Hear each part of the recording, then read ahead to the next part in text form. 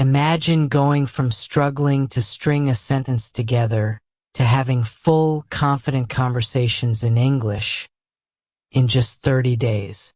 Sounds impossible, right? Well, stick around because I'm going to show you exactly how I did it and the one method that made all the difference. Hey everyone, I used to hit a wall with English. Textbooks felt dry, classes were slow.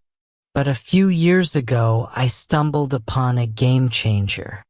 In this video, I'm breaking down the simple yet powerful system I used to achieve fluency in a month. We'll cover the core strategy, the tools you need, and how to make it stick. Ready? Section 1. The core problem is why traditional methods fail.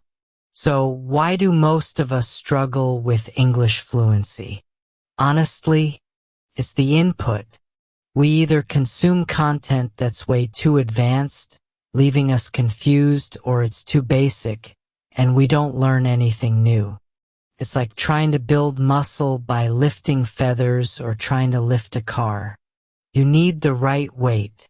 Emphasis, the sweet spot, is crucial. The input sweet spot. Most apps and classes try to teach you grammar rules and vocabulary in isolation. But fluency isn't about memorizing lists. It's about understanding and using the language naturally. And that's where short stories come in. Seriously. Section 2. The short story secret weapon. Here's the core of my 30-day challenge. I focused exclusively on short stories. Why? Because they are the perfect length. Long enough to develop a plot and characters, but short enough to finish in one sitting. This means you get a sense of accomplishment, which is huge for motivation. Short stories equals big wins. Think about it. A novel can take weeks, a movie is passive. But a short story? You can read one, understand its world, its language, and feel like you've achieved something. This regular win keeps you coming back. But here's the trick. You can't just read any story. You need stories that are just above your current level. Not so hard you give up, not so easy you don't learn. This is that sweet spot I mentioned. And the best part? Stories are naturally engaging. You get hooked on the plot, you care about the characters. You're so busy following the story, you don't even realize you're learning complex sentence structures and new vocabulary. Feels like play, not work. Section 3.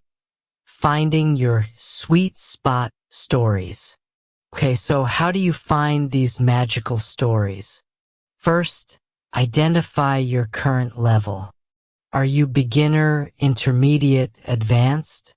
Be honest.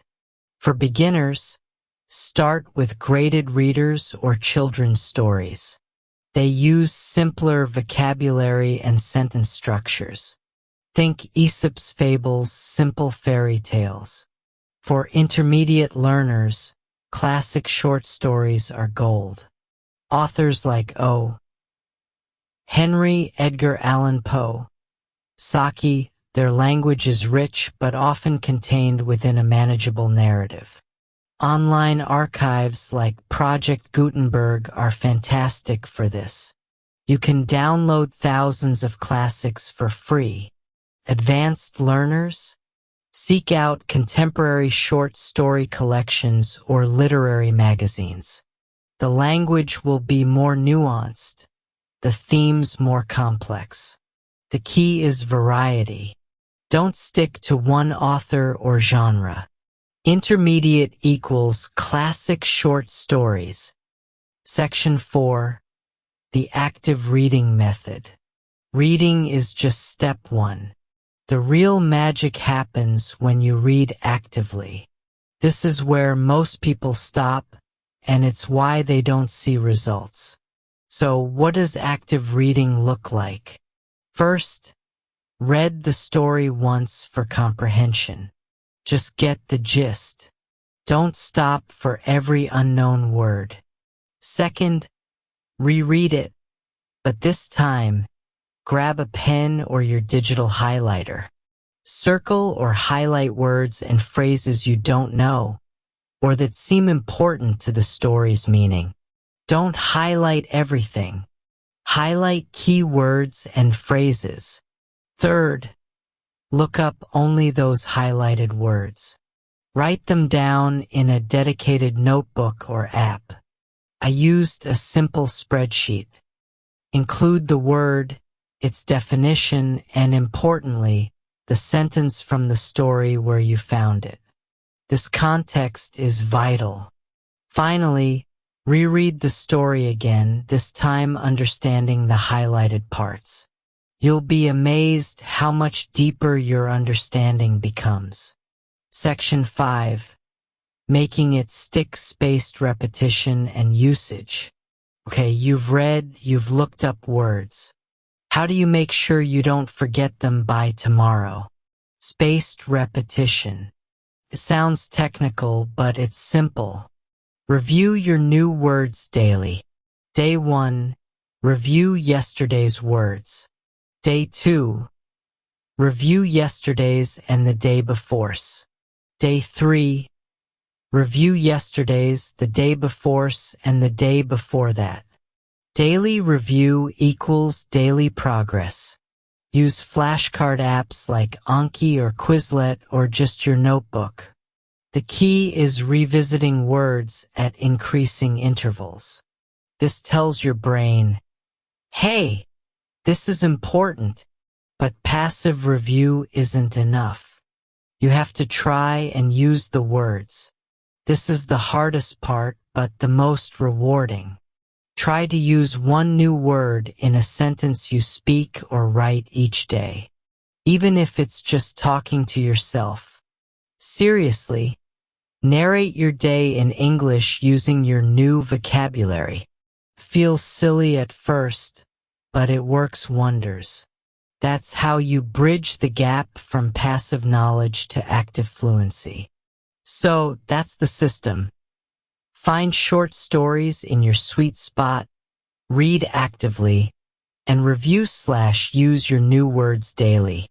Transformed my English in just 30 days, and I genuinely believe it can do the same for you. Now, I want to hear from you. What's the biggest struggle you face when trying to learn a new language?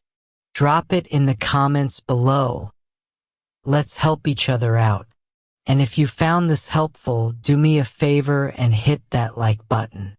It really helps the channel reach more people like you. Thanks so much for watching. If you want more practical language learning tips like this, make sure you subscribe so you don't miss out.